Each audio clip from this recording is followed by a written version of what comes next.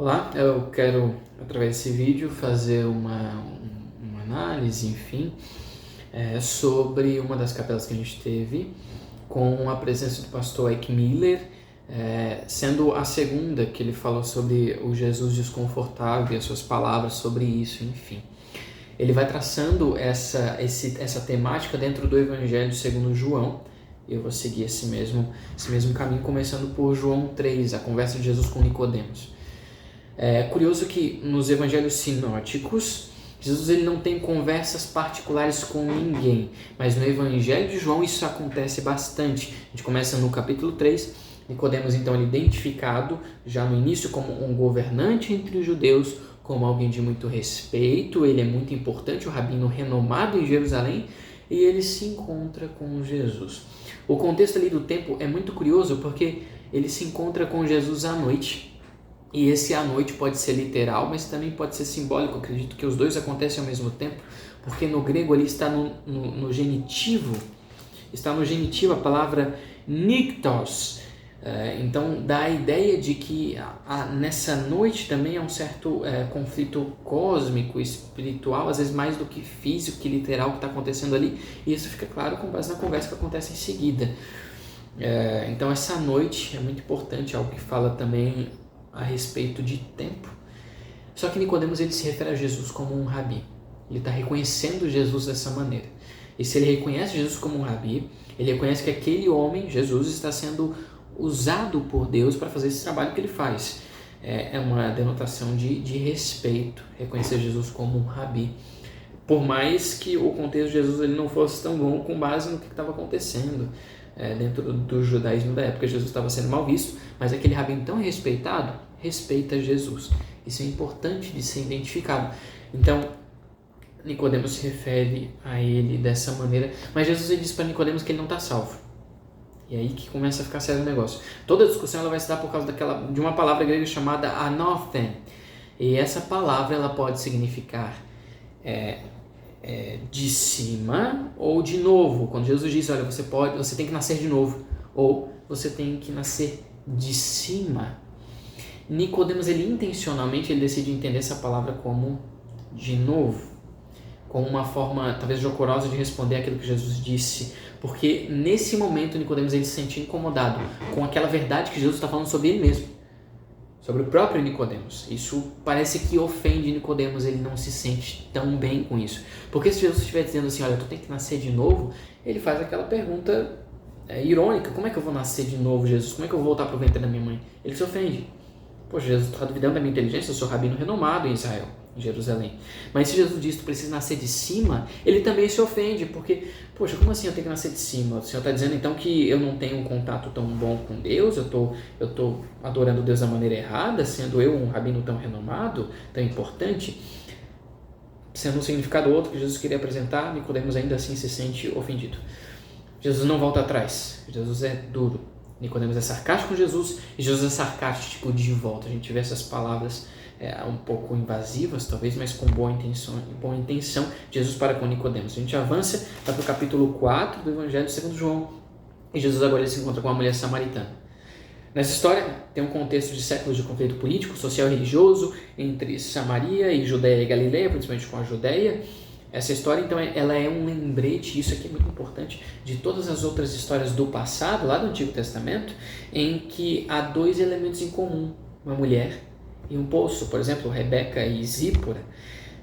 E essas histórias também elas são histórias de contexto de casamento. Isso é muito legal, porque no Antigo Testamento houveram muitos casamentos que começaram num poço entre um homem e uma mulher. Nessa história, de novo, a gente tem um homem solteiro e a gente tem uma mulher no poço. Não quer dizer que, como muitos acreditam, Jesus com Maria Madalena, que eles casaram, tiveram um filho, não é nada disso. Jesus está querendo se casar com aquela mulher porque o contexto ali é sobre casamento. Ele está convidando ela a ser noiva dele, a fazer parte da igreja dele, aqueles que seguem ele e são cristãos, são seguidores, discípulos de Jesus, e ele quer o mesmo para aquela mulher. E de fato isso funciona, porque depois ela sai anunciando. Aliás, João já está acostumado com esse contexto de casamento, esse linguajar de casamento, porque em João no capítulo 14, Jesus vai usar esse mesmo linguajar de casamento. E isso é muito importante se entender, é algo que é simbólico e não literal. Jesus ele pede a água da mulher para a mulher e ele pede usando o verbo no imperativo. Ele está dando uma ordem, me dá essa água. E isso é uma ordem invasiva. Imagina que ele está com uma samaritana, e judeus e samaritanos não se dão, então já é um motivo. Ele é solteiro e está com uma mulher que já é comprometida. Outra coisa, né? Eles estão sozinhos ali, um homem e uma mulher. Então ele chega dando essa ordem, pedindo a água para ela e tudo mais. Isso é muito invasivo por parte de Jesus. Aquela mulher, ela responde a Jesus, ele continua provocando ela, ele oferece então água viva. A mulher diz, olha, não seja estúpido, não fale sobre água viva comigo, isso é ridículo.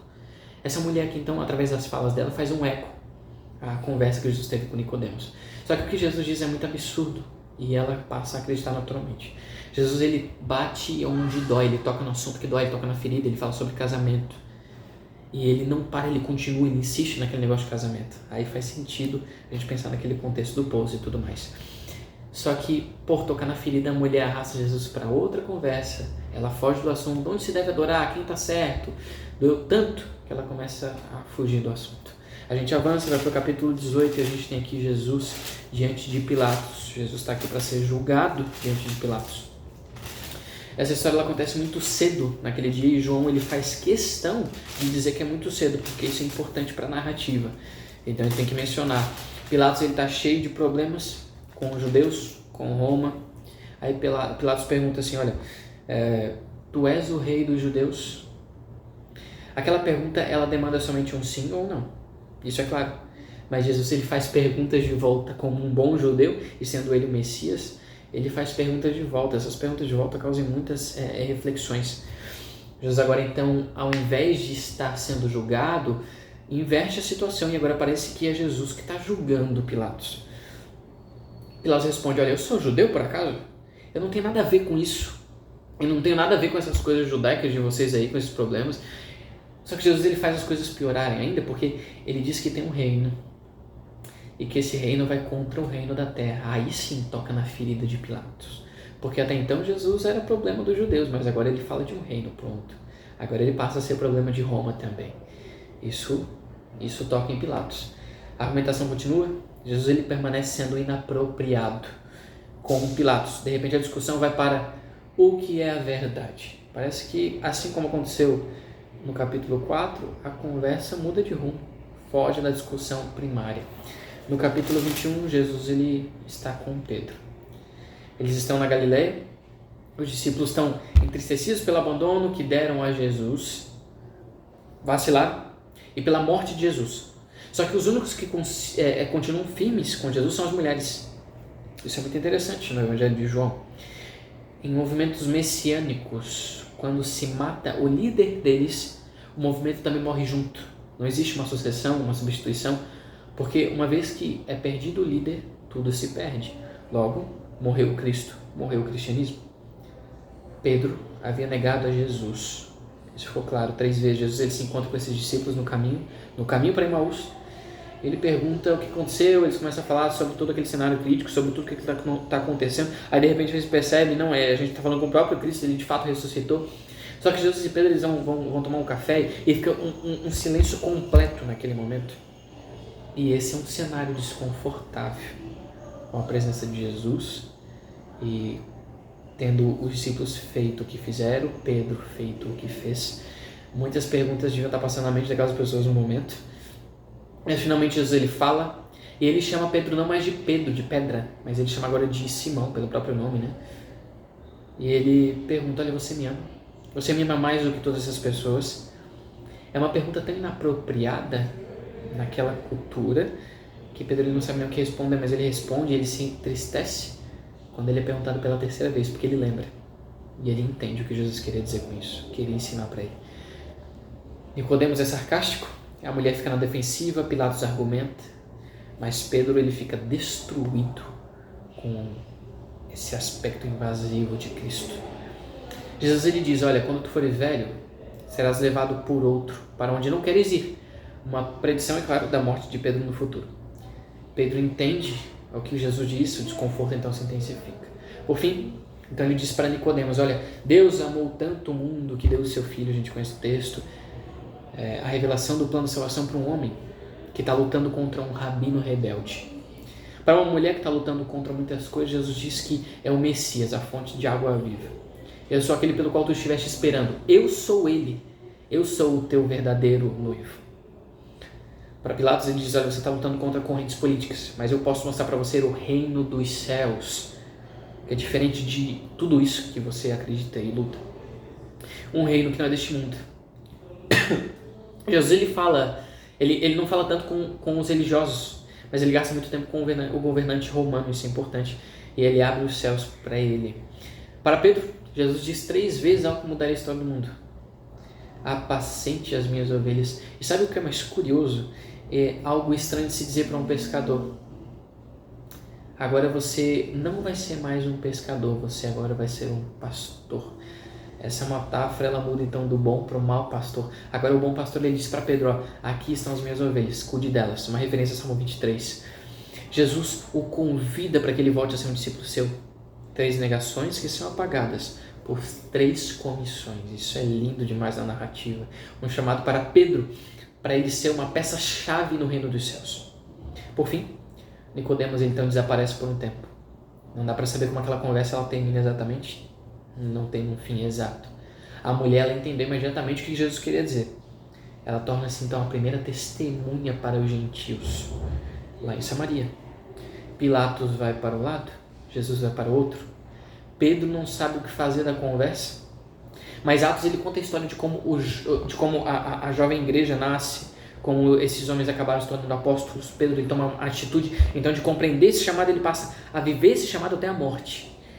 A gente consegue então ver a continuação da história de Pedro através do livro de Atos dos Apóstolos. Então nós temos 4 diálogos diferentes apresentados aqui, uma com uma reação inicial boa, a mulher samaritana.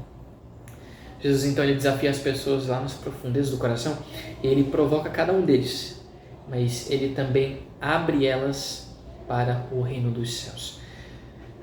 Bem, ainda sobre esse tema, eu gostaria de recomendar um livro do Dr. Carlos Olivares, que tem a ver também com esse Jesus, que é um Jesus indelicado, seria esse o título do livro.